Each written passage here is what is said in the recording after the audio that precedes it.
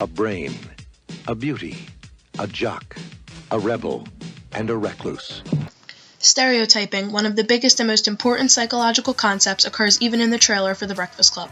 When introducing the 5 major characters in the movie, they are introduced as their respective stereotypes instead of their names. The Breakfast Club. Brian the Brain is accurately portrayed as a nerd stereotype throughout the whole movie. Stereotypical nerds are commonly seen as intelligent but socially and physically awkward.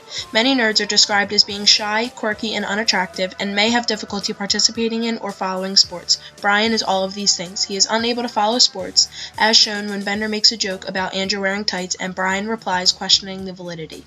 His license plate even reads EMC², relating to the scientific formula, and when asked why he needs a fake ID, he makes it clear that the only purpose is to vote.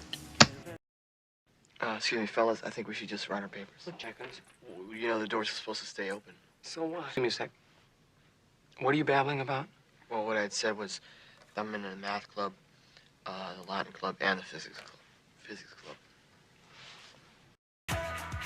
As shown in the previous clips, Brian is always seen following the rules, and his affiliation with academic clubs shows him properly filling the stereotype laid out for him. Do you guys know what I did to get in here? I taped Larry Lester's buns together. That was you? Yeah, you know? Yeah, I know. Well, you know how hairy he is, right? Well, when they pulled the tape off, most of his hair came off and some skin, too. Oh, my God. So the bizarre thing is that I did it for my old man. I tortured this poor kid because I wanted him to think that I was cool.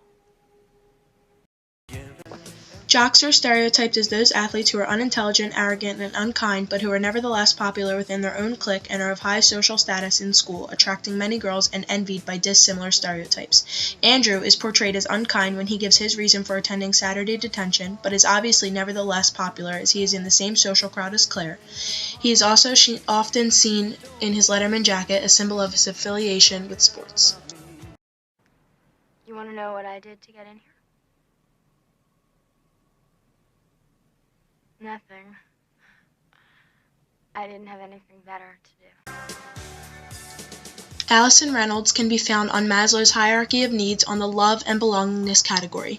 It is revealed in the movie that Allison is only there because she had nothing better to do and looked at Saturday detention as a way to feel like she belonged, since at home she is ignored by her parents and ignored by everyone else at school. What was set up as punishment for the other students became an opportunity for Allison to finally fit in with the others. I think your old man and my old man should get together and go bowling.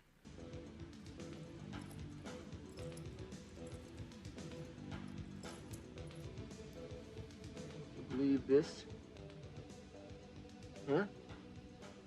It's about the size of a cigar. Do I stutter? See, this is what you get in my house when you spill paint in the garage. John Bender correctly depicts the criminal stereotype. However, he also falls under the fundamental attribution error. The fundamental attribution error is the tendency to attribute behavior to internal causes without regard to situational influences. Bender is judged pretty harshly by Vernon and his classmates, and without any regard to what his home life might be like. In the movie, it is later revealed that at home he is treated badly, constantly being physically or verbally abused, as shown by the scars on his skin and the way he talks about his mother and father. It is unfair to judge without knowing the circumstances of his home life, which his classmates do. Dear Mr. Vernon,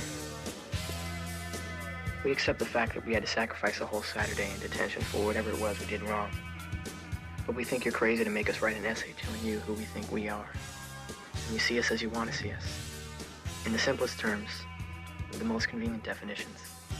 But what we found out is that each one of us is a brain, And an athlete, And a basket case. A princess. and a criminal.